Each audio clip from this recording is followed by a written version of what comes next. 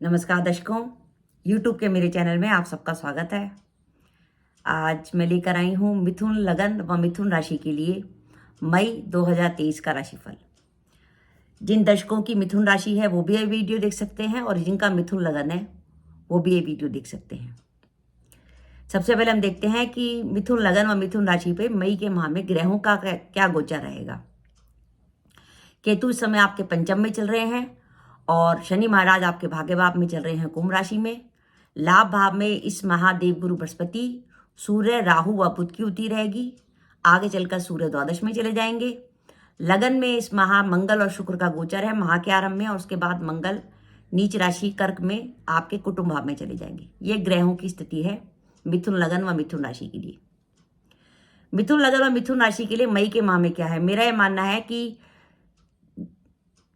22 अप्रैल से जैसे ही देवगुरु बृहस्पति ने एकादश भाव में प्रवेश किया था मिथुन लगन व मिथुन राशि के लिए, तब से ही उनका एक बढ़िया समय शुरू हो गया है कैरियर को लेकर। तो आपके काम की गति जो अप्रैल माह में बनी हुई थी वो अभी मई में भी बनी रहेगी।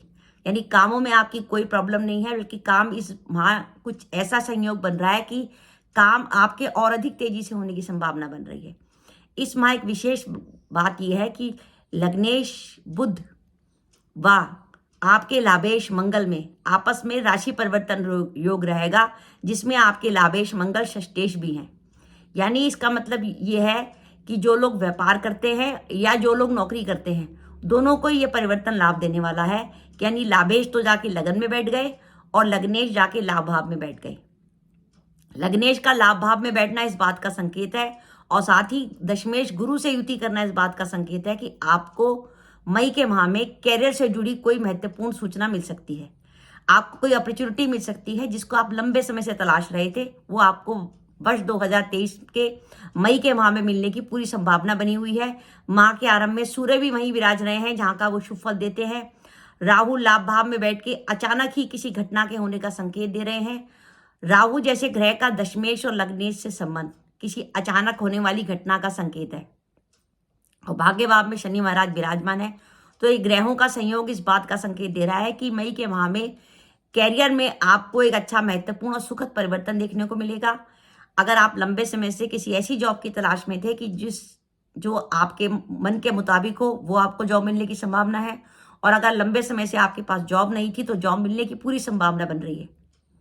इसके साथ ही व्यापार में अगर आपने लंबे समय से कुछ सोचा हुआ था कि कुछ नया शुरू करना है, तो इससे बढ़िया समय आपको नहीं मिलेगा। हमारा लग्नेश अगर कुंडली में, जन्म कुंडली में या गोचर में अच्छी जगह बैठा होता है, जैसे केंद्र में, त्रिकोण में, धन में या लाभ भाव में, तो ये स्थिति होती है कि एक कहावत है कि मन चंगा तो कटौती में भी गंगा। यानी आपका लग्नेश एक अच्छी जगह है, यानी आपका मन जो है प्रसन्नचित रहेगा। आप मन प्रसन्नचित रहेगा और आप जिस काम में हाथ डालेंगे आपको वो काम में सफलता मिलेगी, क्योंकि लग्नेश बहुत अच्छी पोजीशन में बैठा है और एक बहुत शुभ ग्रह गुरु के संग उसकी होती है। और लगन पे भी एक शुभ ग्रह शुक्र बैठा है, जो मिथुन लगन का एक योगकारी ग्रह है। शुक्र का लगन में बैठना और लग्नेश बुध का देवगुरु बृहस्पति के संग युति करना इस बात का संकेत है कि मिथुन लगन व मिथुन राशि के जातकों का सेल्फ कॉन्फिडेंस मई के माह में बहुत बढ़िया रहने वाला है। अगर आप किसी ऐसे काम में हैं कि जहां नित्य आपको नई काम करने को मिलते हैं, तो आप देखेंगे आपकी परफॉर्मेंस बहुत बेहतर होने वाली है मई के माह में। तो इस तरीके से हम देख रहे हैं कि मिथुन लगन व मिथुन राशि के लिए जो अप्रैल में जो गुरु का गोचर बदला है, ये बहुत पॉजिटिव संकेत मिल रहा है उनको मई 2024 तक। विशेषकर तब तो और भी पॉजिटिव है जब तक मई से लेकर अक्टूबर तक गुरु और राहु की युति आपके लाभ भाव में रहनी है, तो आपको निरंतर नए ऑप्शन मिलने की संभावना है। और वो ऑप्शन भी आपको अचानक ही मिलेंगे, आपने सोचा नहीं होगा पर वो ऑप्शन आपके पास आ जाएंगे। और बाई चांस आपकी कुंडली में दशाएं बहुत अच्छी चल रही हों, जैसे किसी के इस गोचर के समय किसी के कुंडली में योगकारी ग्रह शुक्र की दशा चल रही हो जो 20 साल तक चलती है, या शुक्र की दशा या अंतर्दशा चल रही हो, तो मान के चलिए सोने पे सुहागा हो जाएगा। या लग्नेश बुध की दशा या अंतर्दशा चल रही हो तो गोचर बहुत लाभ देके जाने वाला है। आपका लंबे समय से कहीं पैसा रुका हुआ था, जो आप मांगने की कोशिश कर रहे थे, नहीं मिल रहे थे, वो पैसा आपको मिलने की संभावना है। आपका कोई ऐसा काम हो सकता है जो काफी लंबे समय से रुका हुआ हो। जो दंपत्ति संतान प्लान करना चाहते हैं, उनकी संतान प्लान करने के लिए समय बहुत अच्छा है। विद्यार्थियों को इससे बेहतर समय नहीं मिलेगा।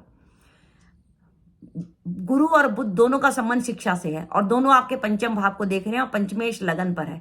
यानी ये समय ऐसा है कि विद्यार्थी अपना कठिन विषय जो अभी तक नहीं भी कर पाते, अगर वो इस गोचर में करने की कोशिश करेंगे तो उनको बहुत अच्छे रिजल्ट मिलने की संभावना है।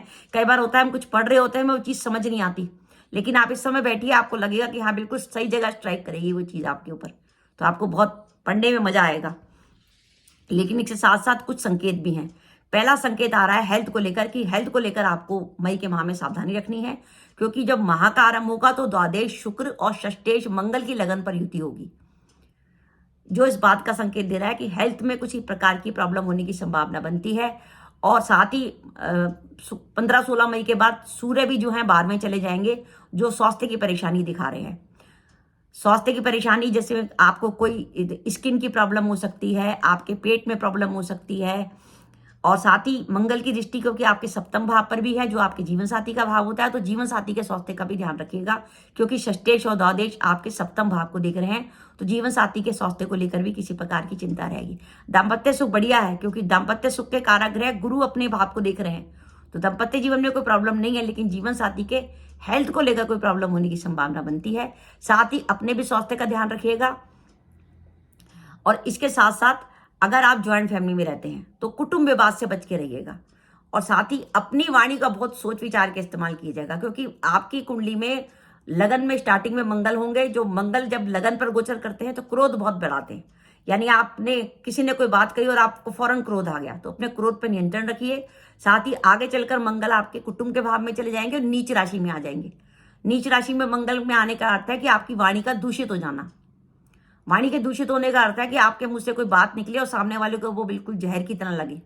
तो जब भी कोई बात बोले, किसी से कोई बात कहें, तो बहुत सोच विचार के बोले, और हो सके मंगल के इस ड्यूरेशन में कम से कम बोले, नहीं तो कई बार होगा आपके बोलने से ही काम बिगड़ जाएगा। इन सब चीज़ों का आप थोड़ा सा ध्यान रखेंगे तो आपको लगेगा नहीं मेरा काम बढ़िया है, क्योंकि जब हमारे सारे ग्रह हमारे लिए पॉजिटिव चल रहे हैं तो उस समय थोड़ा सा हमें अपने नियंत्रण रखना है, अपने हेल्थ का ध्यान रखना है, अपनी वाणी पे कंट्रोल रखना है, कुटुंब में विवाद से बच के चलना है। किसी प्रकार की कोई कंट्रोवर्सी हो, आपस में बैठिए, सलाह कीजिए, और गर्मा गर्मी मत करिए, आराम से किसी भी बात को कर लीजिए। और आपको लगे कि घर में नहीं, वातावरण में काफ़ी अशांति है, तो आप हर शाम को सूर्यास्त होने के बाद घर में सुंदरकांड का पाठ चला सकते हैं। और आपके लिए संभव हो तो मंगल के गोचर के समय आप घर में एक सुंदरकांड की व्यवस्था भी करा सकते हैं। किसी भी शाम को मंगलवार शनिवार को अपने घर में सुंदरकांड का पाठ रख लीजिए, बड़ा उत्तम संयोग रहेगा। परिवार के सब सदस्य मिलकर शामिल होंगे, बहुत अच्छा वातावरण रहेगा।